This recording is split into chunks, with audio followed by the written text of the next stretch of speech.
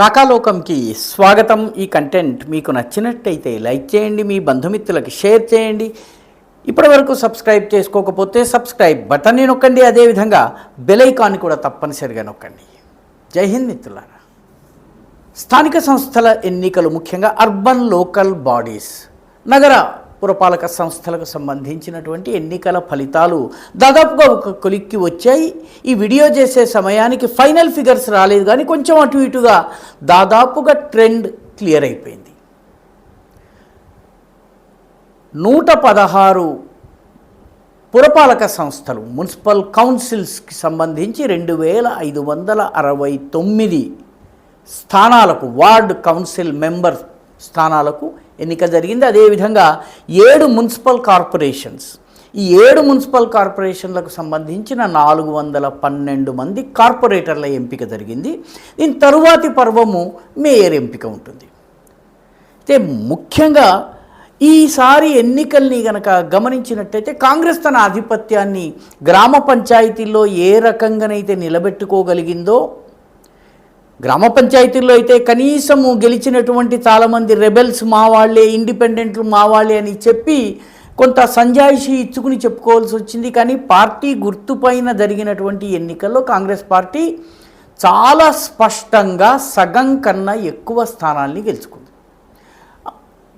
ఈ వీడియో చేసే సమయానికి దాదాపు 1310 స్థానాల్ని కాంగ్రెస్ పార్టీ మున్సిపల్ కౌన్సిల్స్లో గెలుచుకుంది. 165 స్థానాల్ని కార్పొరేషన్లో గెలుచుకుంది. రెండవ స్థానంలో ఉన్నటువంటి బీఆర్ఎస్ మున్సిపల్ కార్పొరేషన్లో కాంగ్రెస్ పార్టీలో దాదాపు సగం, అంటే 706 స్థానాలు ఈ వీడియో చేసేటప్పటికీ గెలుచుకుంది. అంటే కాంగ్రెస్లో సగం మాత్రమే ఉంది, నియర్లీ 50% మాత్రమే ఉంది. ఇక కార్పొరేషన్ల విషయానికి వచ్చేటప్పటికి 7 కార్పొరేషన్లలో కూడాను బీఆర్ఎస్ చతికిలబడింది. పట్టణాల ప్రజలు బీఆర్ఎస్ని వదిలేస్తున్నారన్నది చాలా స్పష్టమైనటువంటి సంకేతం. 53 సీట్లు మాత్రమే వచ్చినాయి. బీజేపీకి మున్సిపల్ కౌన్సిల్స్లో 246 సీట్లు వచ్చినాయి. ఇవి గత సంవత్సరము 2020లో జరిగిన దాంతో పోలిస్తే తక్కువ, ఎందుకంటే అప్పుడు దాదాపు 290 వరకు వచ్చినాయి. ఈసారి 240 దాకానే వచ్చినాయి. పార్టీ కొంత ఆత్మవిమర్శ చేసుకోవలసినటువంటి అవసరం ఉంది. ఎందుకంటే ఇంత జరిగిన తరువాత మోదీ ప్రభుత్వం ఇన్ని రకాలుగా అర్బన్ డెవలప్మెంట్ కోసము, పురపాలక సంస్థల కోసము, స్థానిక సంస్థల కోసము నిధులు కేటాయిస్తున్న తరువాత గతం కన్నా సీట్లు తగ్గడం ఏమిటన్నది ఆలోచించాల్సిన విషయం. ఇది కార్పొరేషన్ల విషయానికి వస్తే 66 సీట్లు తెచ్చుకుంది, బీఆర్ఎస్ కన్నా మంచి పొజిషన్లో ఉంది. ఇక ఇతరులు 241 మంది సివిక్ బాడీస్లో, మున్సిపల్ కౌన్సిల్స్లో గెలిస్తే 69 మంది కార్పొరేషన్లో గెలిచారు. వీళ్ళలో మజ్లిస్ వాళ్ళు ఉన్నారు, మిగతా కమ్యూనిస్టు పార్టీ వాళ్ళు ఉన్నారు. కొత్తగూడెం వంటి ప్లేస్లో కమ్యూనిస్టు పార్టీ బాగా పర్ఫామ్ చేసింది. ఓవరాల్గా ఇది ట్రెండ్. ఇప్పటి వరకు మనకు అందినటువంటి అంచనాల ప్రకారము మొత్తము ఒక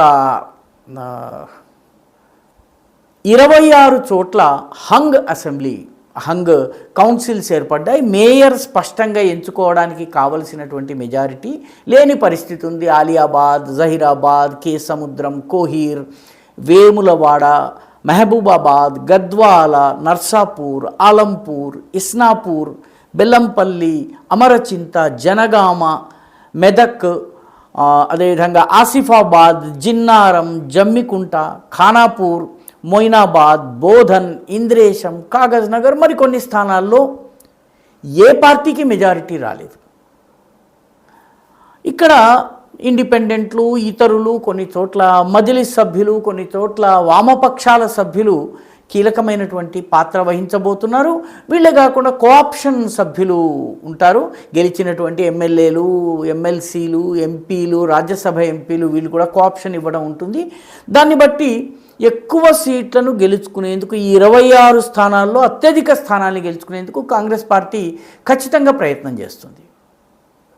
అయితే బీజేపీ విషయం ఏంటి? గతంలో 290కి పైబడి సీట్లు తెచ్చుకున్న బీజేపీ పురపాలక సంస్థల్లో తగ్గడానికి కారణం ఏంటి? ఓట్ల శాతం కూడా గత మున్సిపల్ కౌన్సిల్ ఎన్నికలు గతంలో జరిగినటువంటి 2021తో పోలిస్తే తగ్గినాయి. ఇది కొంత ఆందోళన కలిగించేటటువంటి విషయం. పార్టీ ఒక రకంగా ఎంతెంత దూరం ఇంకెంత దూరం అన్నటువంటి ప్రశ్నకి జవాబు స్పష్టంగా కనిపించటం లేదు. గ్రామ పంచాయతీ ఎన్నికల్లో పార్టీ గుర్తు లేదు, అయినప్పటికీ గతం కన్నా బాగా పర్ఫామ్ చేశాం, ఇంతమంది గెలిచారని క్లెయిమ్ చేసుకున్నప్పటికీ ఈసారి ఫలితాలు కొంత నిరాశాజనకంగా ఉన్నాయి. అయితే ఇందులోనూ కూడా ఒక సిల్వర్ లైనింగ్, కొంత ఊరట కలిగించే విషయం ఏంటంటే పార్టీ ఎమ్మెల్యేలు ఎంపీలు ఉన్న చోట పార్టీ చాలా బాగా పర్ఫామ్ చేసింది. ఉదాహరణకి కామారెడ్డి కాంగ్రెస్కి చాలా దగ్గరగా వచ్చింది. అదేవిధంగా ఆర్మూర్ కావచ్చును, కాగజ్ నగర్ కావచ్చును, మిగతా ఎమ్మెల్యేలు ఉన్నటువంటి అన్ని ప్రాంతాలు కావచ్చు, నిజామాబాద్ కరీంనగర్ వంటి కార్పొరేషన్స్ కావచ్చు, ఆదిలాబాద్ కావచ్చును, ఈ ప్రాంతాల్లో పార్టీకి ఎంపికైనటువంటి శాసనసభ్యులు ఎంపీలు ఉన్న కారణంగా అక్కడ పార్టీ కొద్దిగా బాగా పర్ఫామ్ చేసింది. ఇది ఒక ఊరట కలిగించే విషయం. అయితే దీనిలో ఆందోళన కలిగించే మరొక విషయం ఉంది, భైన్సాలో వాస్తవంగా బీజేపీ అధికారిక అభ్యర్థులకి వ్యతిరేకంగా రెబెల్ అభ్యర్థులు నిలబడ్డారు. రెబెల్స్ ఎక్కువ మంది గెలిచారు.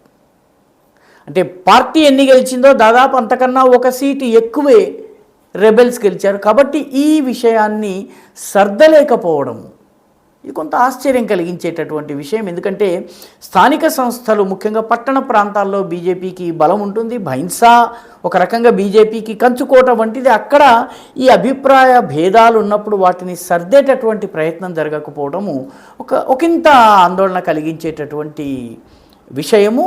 సో బీజేపీ పరంగా చూసినట్లయితే గత పురపాలక సంఘాల ఎన్నికలతో పోలిస్తే కొద్దిగా నిరాశ ఇది మిగిల్చింది. అదేవిధంగా లోక్సభ ఎన్నికల్లో ఉన్నటువంటి పర్ఫార్మెన్స్ అసెంబ్లీ ఎన్నికలకు వచ్చేటప్పటికి తగ్గడము, అక్కడి నుంచి స్థానిక సంస్థలకు వచ్చేటప్పటికి ఇంకా తగ్గడం అనేది ఓటరు ఇప్పటికీ బీజేపీని కేవలము జాతీయ వ్యవహారాలు సరిచేయడానికి పనికొచ్చే పార్టీగానే, దేశాన్ని కాపాడే పార్టీగా, దేశ రక్షణ దేశ ఆర్థికాభివృద్ధికి తోడ్పడే పార్టీగా మాత్రమే చూస్తున్నాడు తప్ప స్థానికంగా మా సమస్యల్ని పరిష్కరించగలిగేటటువంటి నాయకత్వంగా చూడటం లేదు. అందుకే స్థానిక సంస్థల్లో ఆశించిన దానికన్నా కొంత నిరాశాజనకమైనటువంటి ఫలితాలే వచ్చినట్టుగా చెప్పుకోవాలి.